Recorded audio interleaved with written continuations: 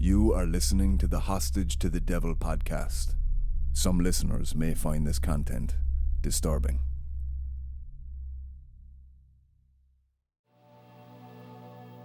I was going to classes with Ed and Laurene Warren, and Laurene said, next week, Malika Martin's coming to speak with us. I had no idea who he was, and she said he was an exorcist, and I thought, that's the coolest thing ever. I can't wait.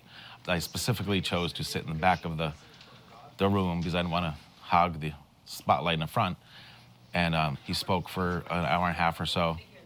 At the end, a few of us got in line to get our books autographed or say hi. He kept staring at me down the line, and I was like, oh boy.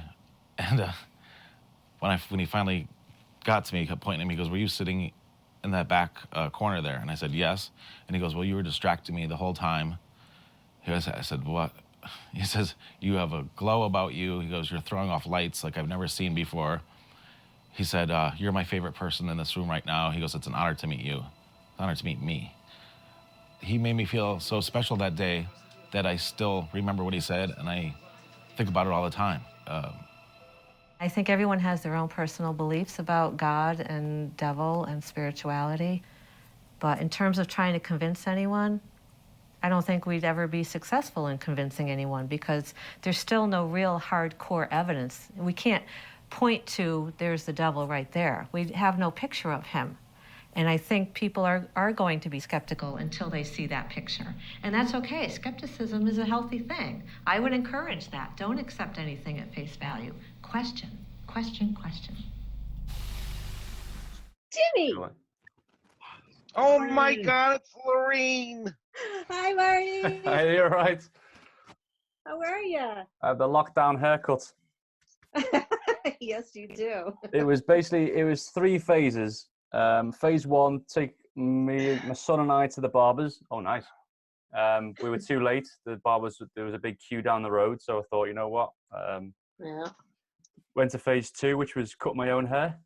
How hard can it be? Oh, you'll and then find phase three was I look like a Wally. I need to shave it off. Marty, I got to phase two, Yeah. and I was just chopping it myself on Ambien. Remember, Laurene, you know this story? And it looked good to me. And then when I finally got my hair done, she goes, what did you do? Those holes and clumps. So she had to give me like almost a buzz to get rid of it all. Are you coming on video, Lorraine? Aren't I on video?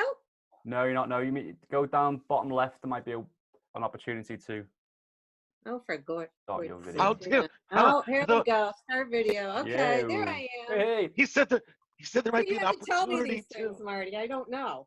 All right, you look great, Jimmy. Jesus. What's he doing? I can't see him. Hang on, I want to change my view. Go to gallery I have to view. go off screen. I can't do it. Shoot. I see your face on my whole screen, Laurene.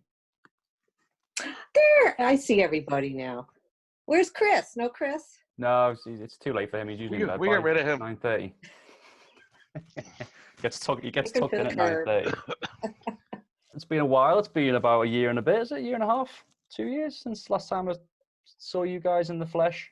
It's almost been 2 years, Marty. Wow. So thanks for tuning in on this these strange days that we find ourselves in. Well, first and foremost, thanks for giving me your time, and also thanks for giving me your time for the documentary. It took me 6 years to make, but I couldn't have made it without you two and a few other people. So I'm very thankful for your time that you gave on that very cold March of 2016, I think it was. I don't remember now.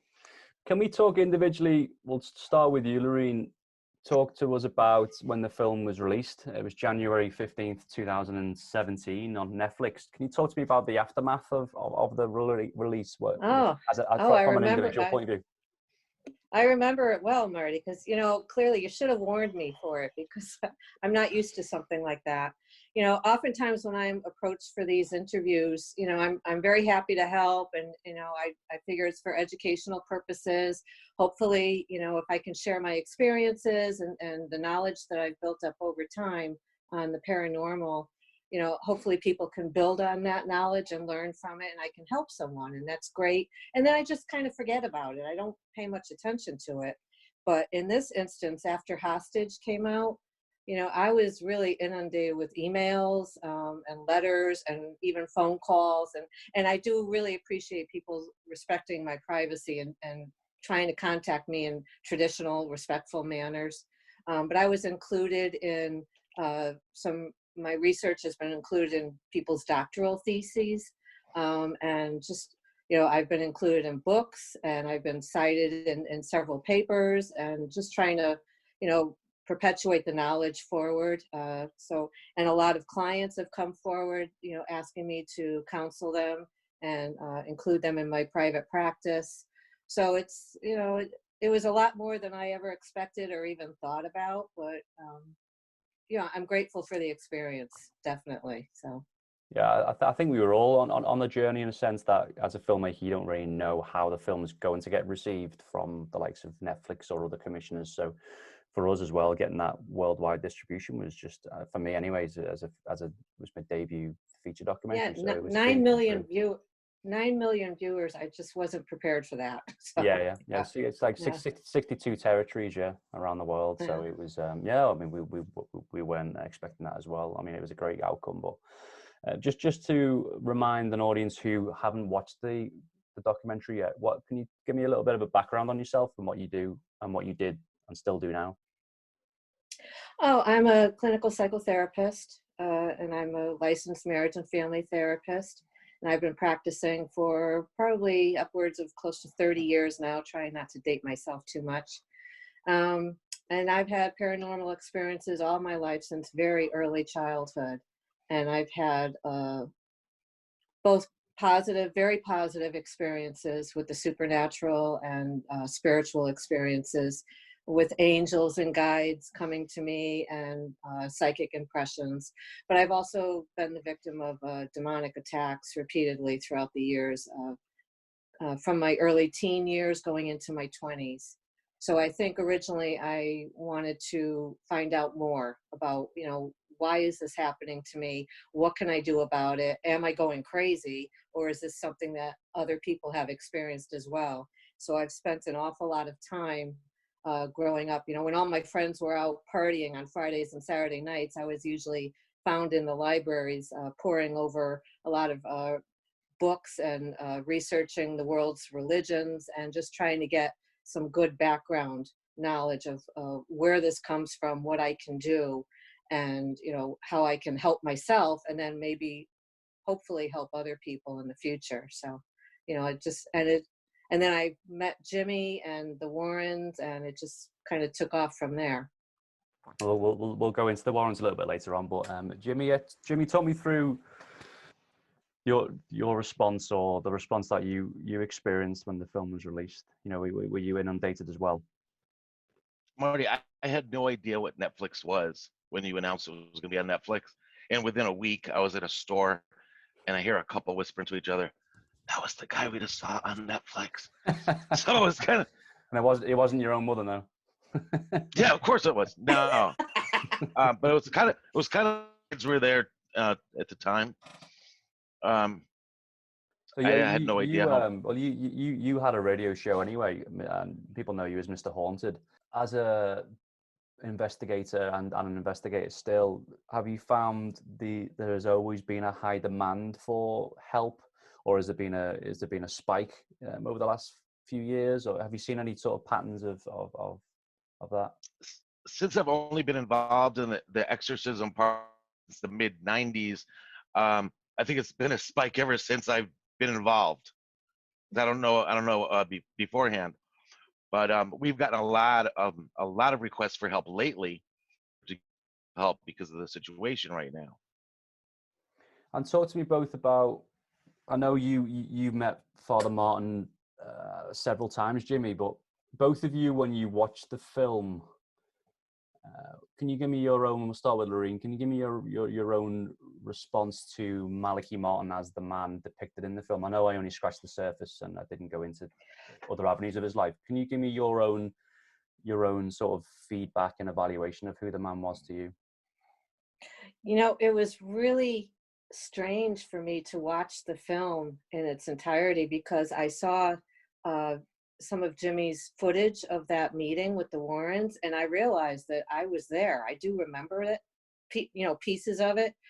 So I do remember meeting him, and you know, he very charismatic gentleman, and I do know he held the room's attention definitely, and I can see how people would be drawn to him, you know, apart from the exorcism uh, things. I could see how people would be drawn to him, just his personality. He was a force, you know, and I think even on the film, he came, you know, that came through loud and clear. And it seemed to me like people either loved him or despised him, and there wasn't much room in the middle. I think, but my impression of him was that, you know, he was in it for all good intentions, in it to help people, educate people, and try to move the church forward in their thinking. So yeah, I mean, I just, you know, he was a large man in a lot of ways, not physically, but in many other ways. He was a very large presence. And Jimmy, I know you've met him several times and you've spoken to him within those times. Can you give me your I don't know the answer to this, but who was Malachi Martin to you from watching the film, but also meeting him in the flesh as well? I did only meet him a couple times, but he was amazing to me. Like Laurene said, he was larger than life. He had such a personality on him. You love him or hate him. I loved him. And a matter of fact, the first time you interviewed me, I totally forgot about one part of the story. It's only taken you 4 years to remember. No. I'll get to it. So when I said we were in line trying to get autographs or get our autographs, when I got there and he said, you have amazing lights around you or something. You're my favorite person in this room. Yeah. I only remembered this from seeing pictures. I was sitting right next to him because he said, sit down right next to me, and he put his hand on my shoulder, and like everybody was looking at me in the room like they hated me, like I was a teacher's pet, and I was just sitting there like this. So, I was happy. So yeah, that's it. That was I just love the part to see I forgot. Jimmy happy. It's a rarity. From my own personal experience, just like the man himself, the film was liked and it was loathed. What do you think, Laurene, in a sense of why? Because is it the subject matter? Is it what do you think was about the film that people just hated or they loved? I don't know that people hated it. That's news to me, and I you read would the know Netflix more about. reviews. Oh well, yeah, you would know more about the reviews than I would, but all the feedback I received, no one hated it. People were amazed and in awe of it. I think the initial attraction is probably the supernatural, the horror, the mysticism of it. But then when people saw that it was a documentary and they started meeting the man, Malachi Martin, I think I think it helped them to answer some questions, but it also posed a lot more unanswered questions to them, I think. And I could see it being used as a springboard for more education, for more knowledge, for more exploration. But no one I know, no one had a negative view of it for me. It was just, they all thought it was quite amazing. The people I know, they've all viewed it like 3, 4, 5 times. And it's just one of their go-tos. And it's a couple of people have used the word haunting to me, like it's a haunting kind of a film because it stays with you. You're thinking about it long after you viewed it. It just kind of, it's permeating your consciousness on different levels, I think. That's good. I should stop reading reviews with a shotgun and a bottle of whiskey then. I'm joking. Yes. I'm only joking. Well, with the team and I are very proud of it. For me personally, it was 6 years to make, and then for the producers, it was about 9 years in total. So it was, and we were told. The producers from day one were told that by the Jesuits in Dublin that we wouldn't be allowed to make this film. So, and to be honest, within the 96 minutes, I only scratched the surface with the man. Marty, who was the man that was talking negatively? Bob Kaiser. Bob Kaiser. Yeah. So, but The only- you know what? the I only- think Bob. I was criticised for having Bob in the film, but I was also criticised for not having enough skeptics in the film. But you've got such a short space of time to make it. You're damned if you do and damned if you don't. The only negative thing I heard about it was people were upset that you had Kaiser in it because of the negativity in his. Oh yeah. Yeah, Well, but you have to offer both his views. opposition. I think you have to Right. have.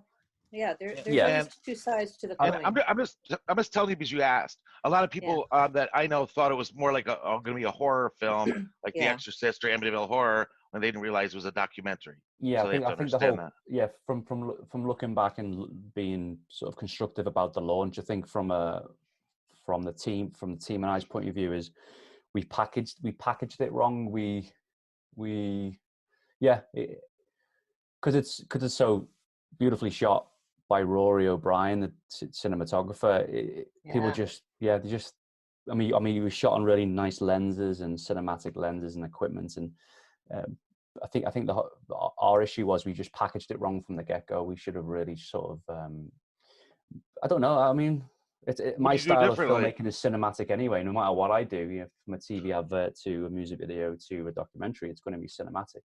So everybody wants to know what happened to the girl. Thank you. Yeah, And I say I have no idea. Yeah, so the 4-year-old girl who ended up Ralph and his team taking on when she was 8, so 4 years after. Yeah, I mean, it was you can hear more about this in the podcast, but we just couldn't find any definitive during the making of the film. Nothing came. Right. We had two camps. One camp was that she'd killed herself, unfortunately, as a young girl, and the second camp was that she was alive and she was well, but we just could not find something definitive to push to for me as a storyteller to put out there. So in the film, you just see her leaving the chapel in the reconstruction. So what their question was she saved or was she not? So it's I left it very ambiguous, which is all I could do at the time. And right now we could tie it in together with the first one because we interviewed Larry and Debbie, who followed that little girl growing up.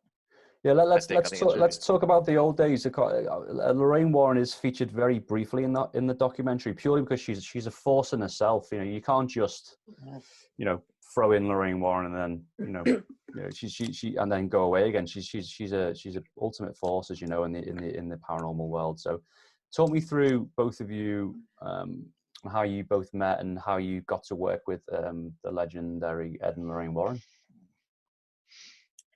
Well, as I said earlier, I had my own demonic attacks repeatedly.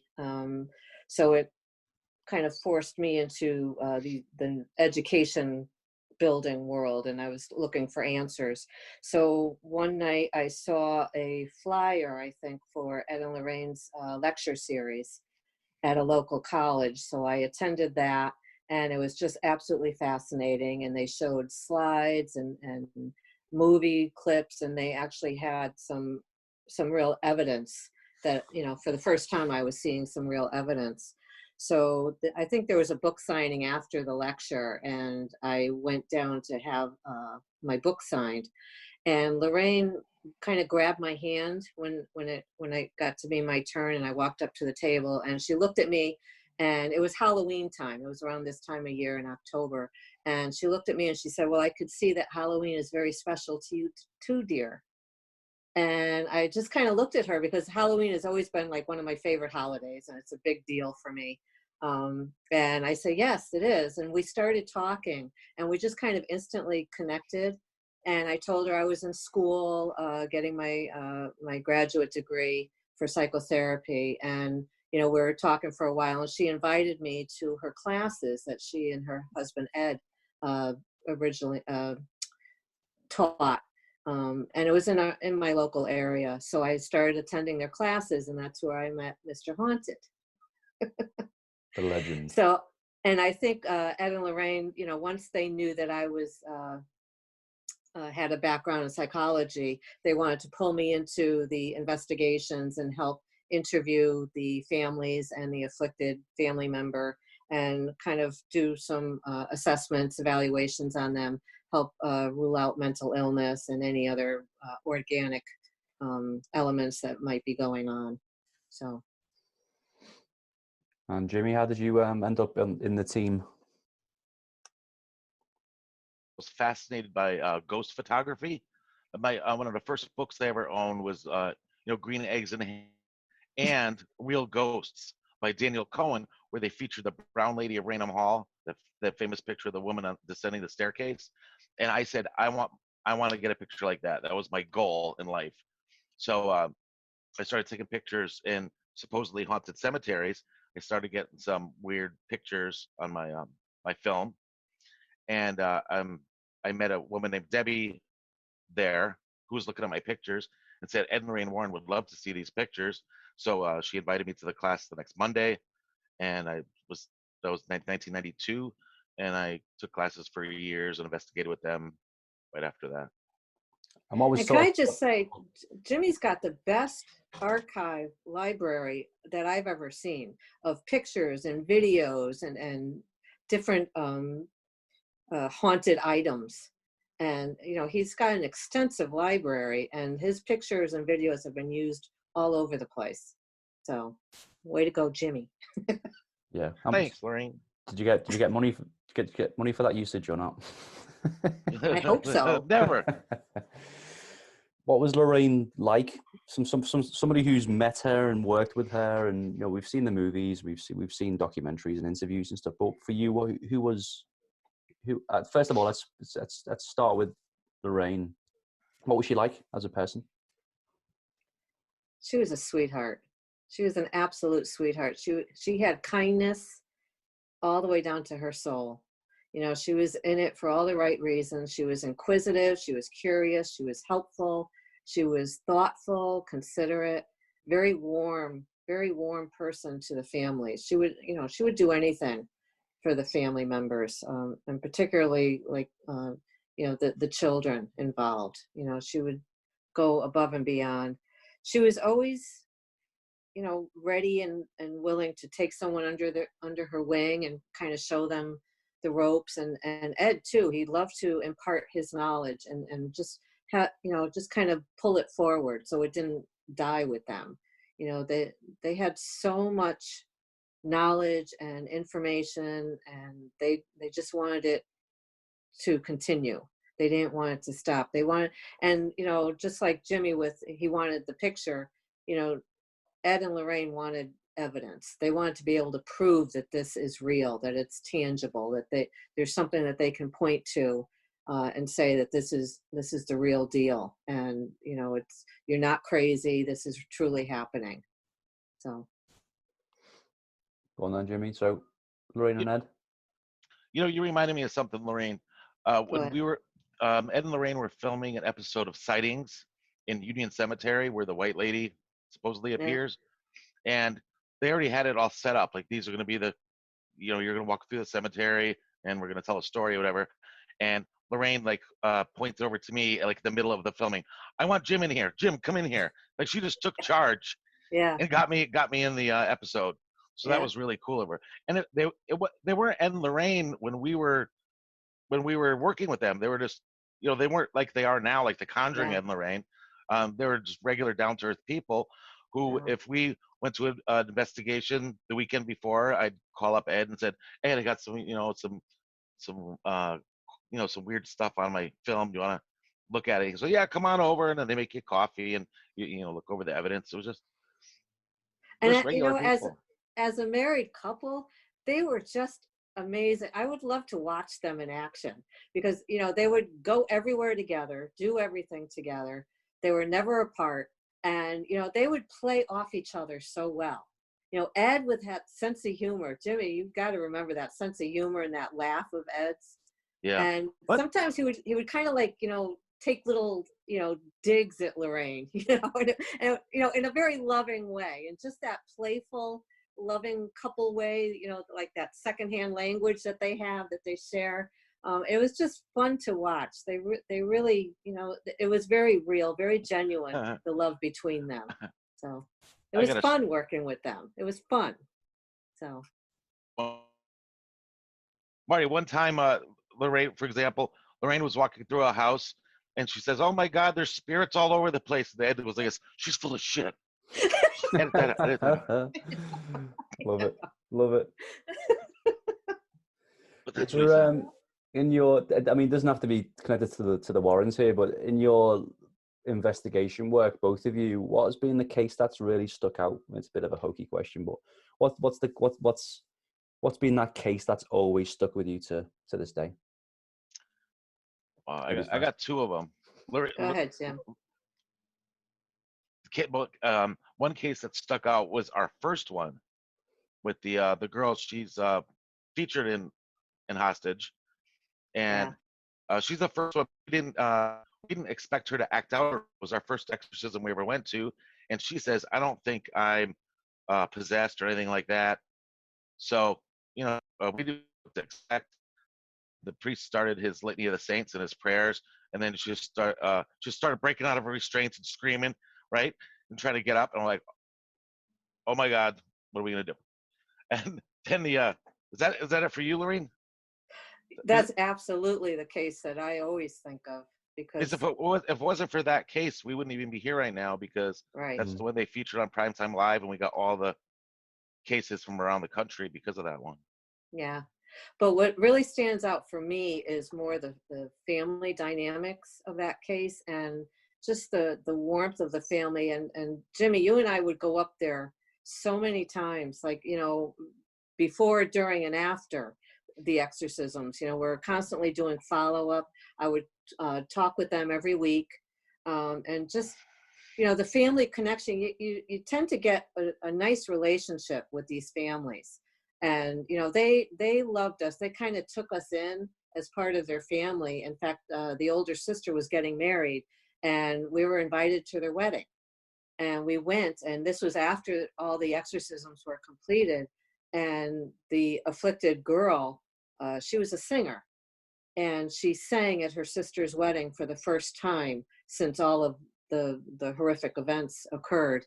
And she had the beautiful voice of an angel. And I just, even thinking about it right now, I have chills going down my spine. Yeah, absolutely. And I think, Jim, you were taking video of it while she was singing, and I had tears coming down my eyes. Yeah, we do have a video of that. So beautiful. Did you share a dance with anybody that day, Laurene?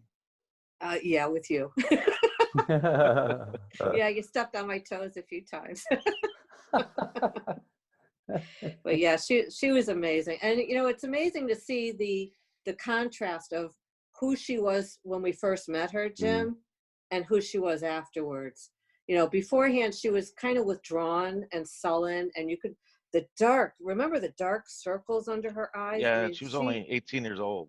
Yeah, she was so dark and sullen and withdrawn, and she had the long hair and just kind of coming down, hiding her face, and shoulders hunched over. And then afterwards, she was just absolutely beaming with light. Absolutely beaming with light. Gorgeous, gorgeous girl.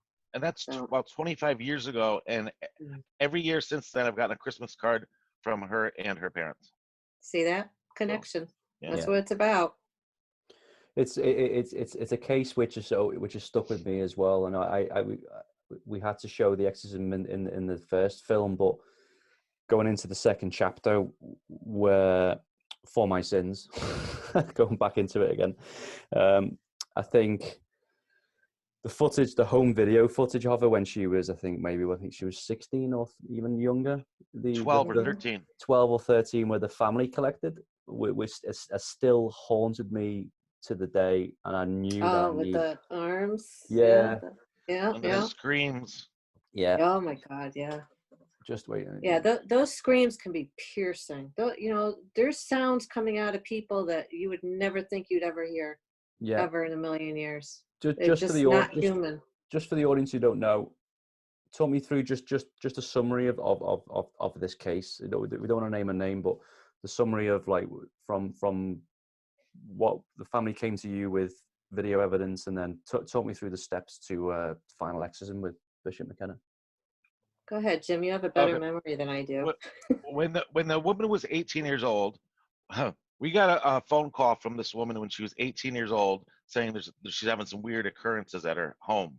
So we went to investigate it, looking at it like a regular, spirit or something. When they told us about the scratches on the wall and the growls that are coming from up the stairs to their bedroom, and some other items, some other things, we The thought maybe it was smells. the Yeah, the smells. smells. They Yeah. also found remember a pile of something on their carpet downstairs. Yeah, that's pleasant. Yeah. Yeah. Well, Anyways, we thought maybe this was more than just your Aunt Jenny ghost. So her mom suggested, we have some tapes when she was 13 years old that you might want to look at, see if it's connected. And the mother recorded videos of this, not for supernatural reasons, but for medical. She wanted to bring these to the doctor and present them and say, what's wrong with my daughter? And she'd have videos of her daughter like getting her arm raised and twisted at unnatural angles to where she broke bones in her wrist and hand. There's videos of her, it looks like somebody's holding her wrist, just throwing her back and forth in a room. Hours and hours of video of this unexplainable behavior. And they couldn't find any reason for it. About a year later, they stopped. So they said, maybe this was all connected, and we found out it probably was. and can I just say too, as a psychotherapist, I've worked with populations of people, and there's some people who suffer such extensive trauma that they can do self-injurious acts, and they'll do things like swallow batteries or cut themselves or pull out their hair or what have you. But never have I seen anyone purposefully break bones in such a manner. I mean, that's just not heard of. Like, I don't even know how you could consciously turn your hand enough to break it without slamming it against anything. Yeah, I've never seen that before. So it certainly wasn't a clinical factor.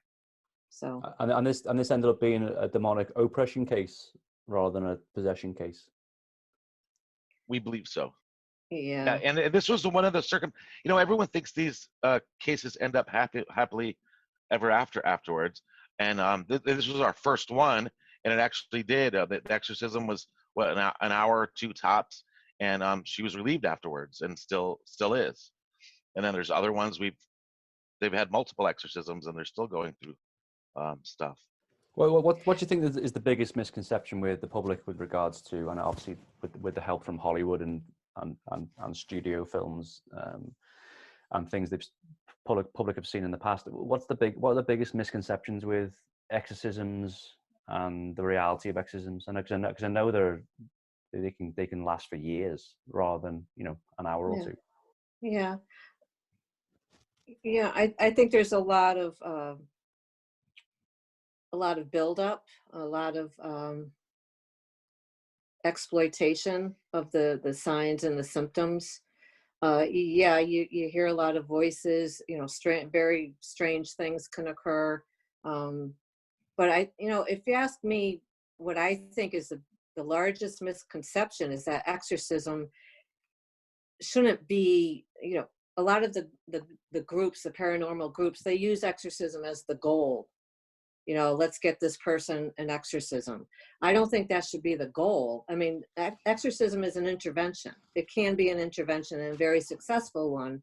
But just like, saging the house, blessing the house, saying prayers, those are all interventions. But that shouldn't be the goal. The goal of working with a family or an afflicted person should be, helping them to reconnect to who they are, helping them to reconnect with life and experiencing joy again.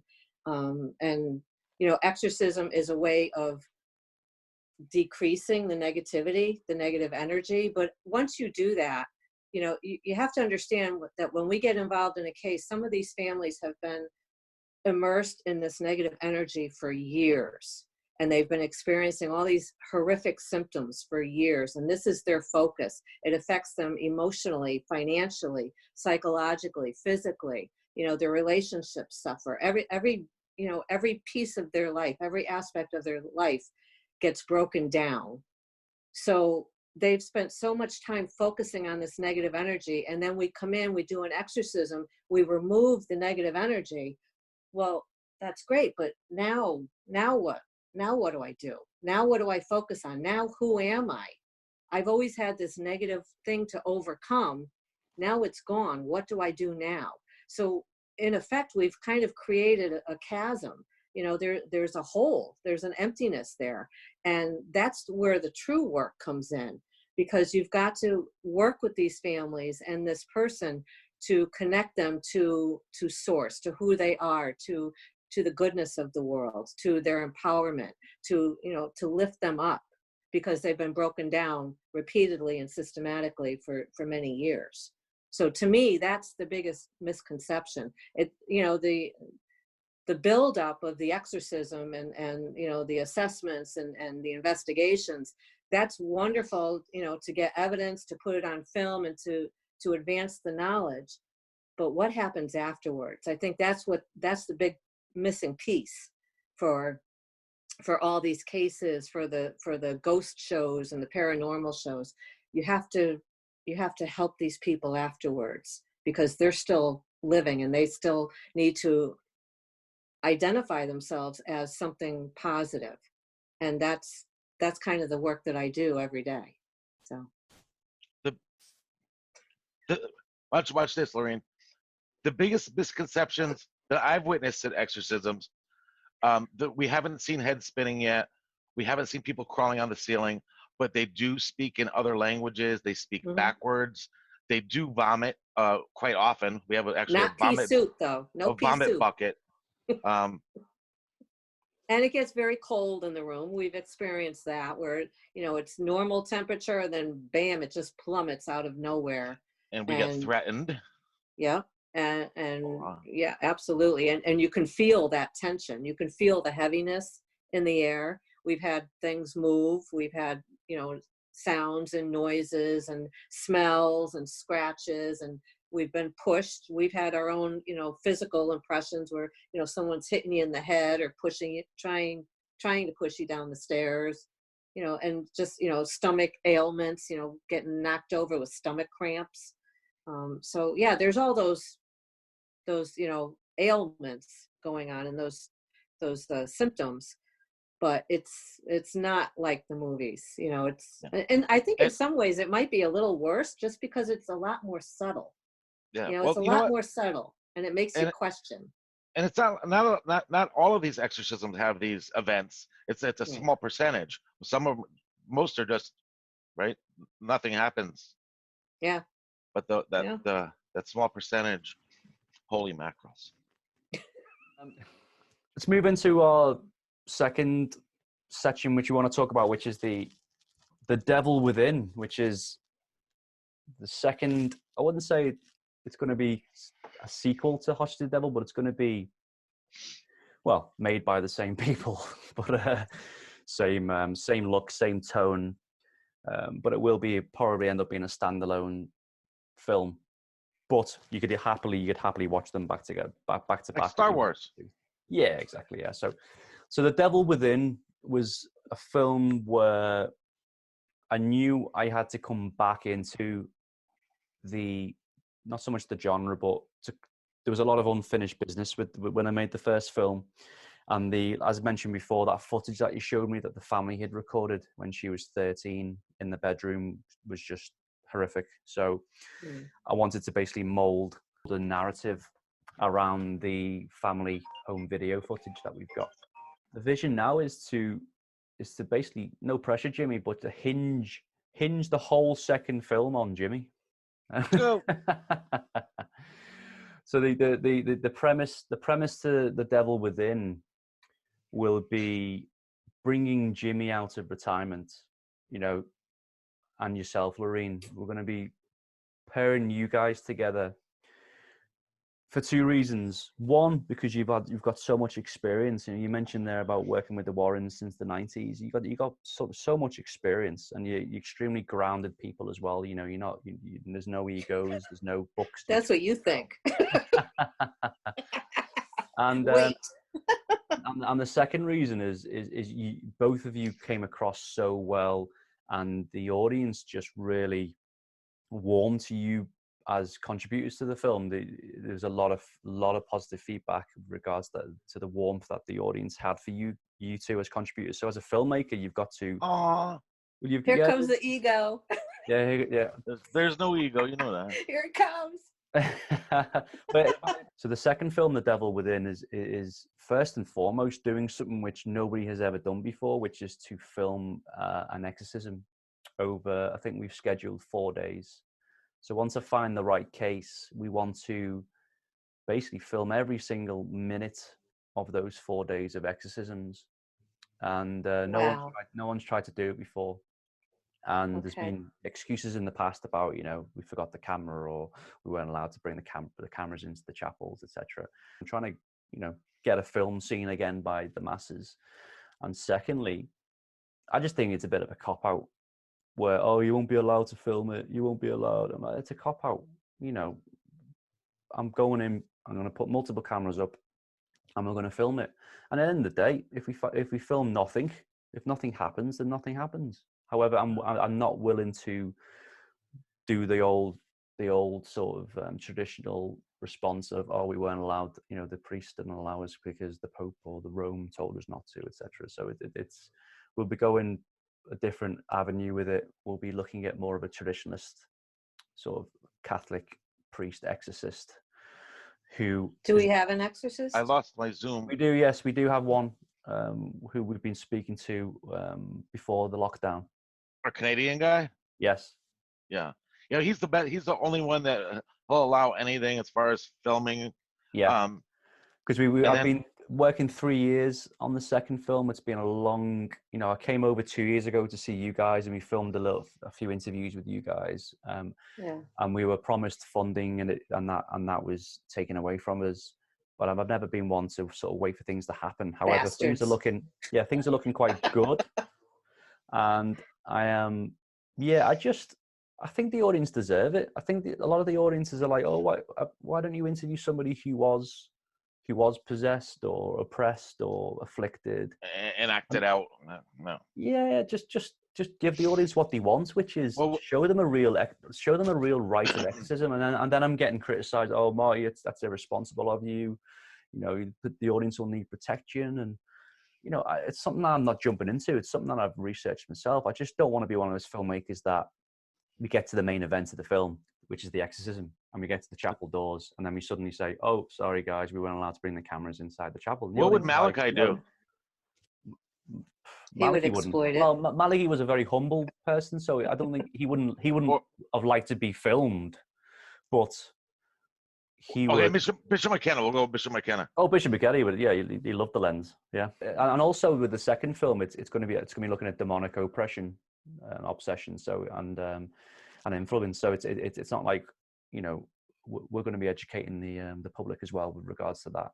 We're not more of the subtle stuff. Yeah, sort of. The nasty stuff, the scratches and the smells. Well, before you guys decide on who, could I meet these potential people first? No way. Of course, okay. no, of course. Yeah, that. We haven't met them yet. So the Devil Within is literally taking Jimmy out of retirement, teaming him up with old colleagues like yourself, Laurene. And I'm not old. Old. You know what I mean. Old colleagues from the past. Sorry, okay, rephrase. All right.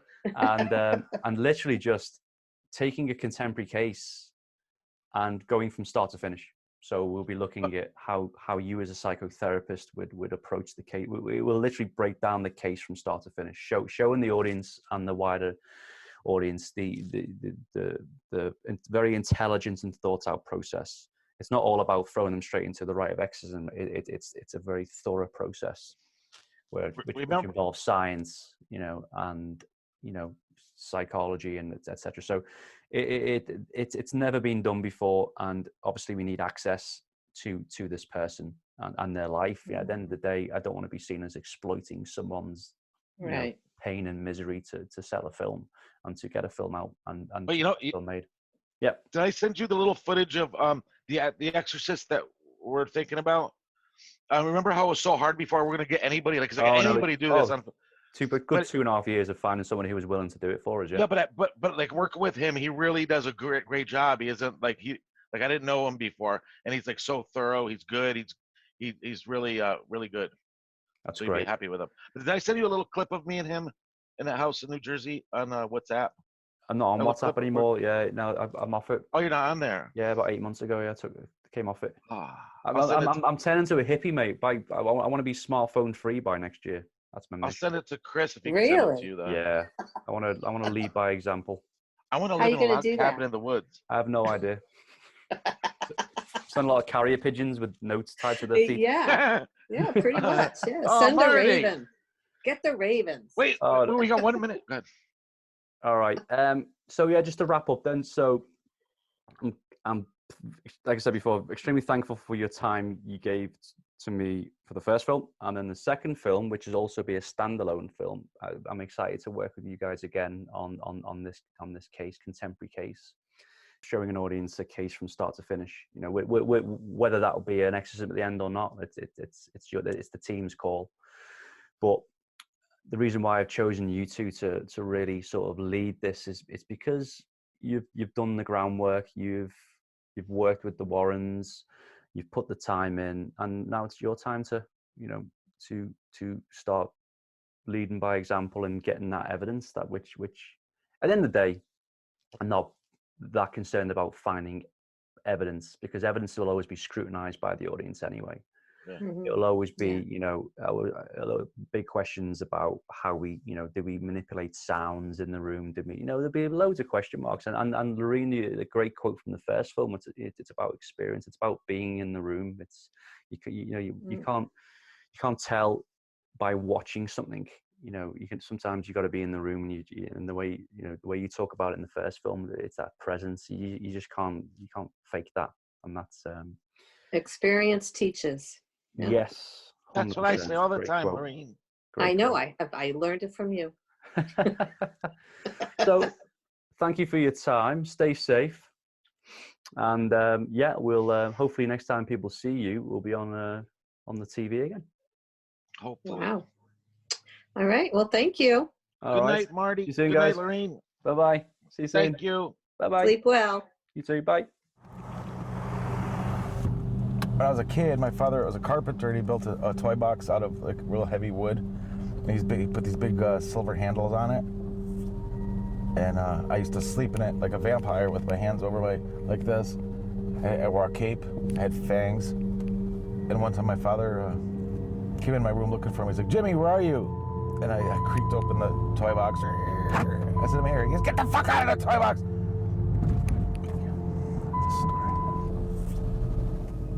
My father left when we were pretty young. That's why I overcompensate with my kids, I think. And they're gonna have stories. One day they're gonna be talking to someone saying, "My dad was never home, he was out doing exorcisms." Thanks for listening, and remember you can still watch our Hostage to the Devil documentary on Netflix until April 2021. We have a Facebook page too, so please give us a like and buy us a coffee over at buymeacoffee.com to help us keep this podcast going. And it would only be right to finish with the main man himself. The real horror, the real pain, what is wrong, what hurts in possession is the presence of the evil one. I mean, somebody comes along and says, "Look, I need help," or their mother brings them along, or their wife, or their husband. Sometimes their lover, sometimes it's a cop. And you say, "Okay, have you been examined by a psychiatrist?" "Yes," and they find nothing. "And there's nothing physically wrong?" "No, doctors have given us the complete triage, and there's nothing wrong with it. There's something, I'm tortured by the devil. I made a pact with the devil." And when we start an exorcism, within the first 20 minutes we know whether it's genuine or not. How do we know? That's what the point I want to get across to you. Suddenly, it becomes evidence, palpably evident, that we are all, the exorcist and his assistant and the possessed person, we're in the presence of something that hates us in a way that you've never felt hated before. It's like an invisible animal clawing at you with claws you can't escape. It's a palpable feeling. Then you know we have possession.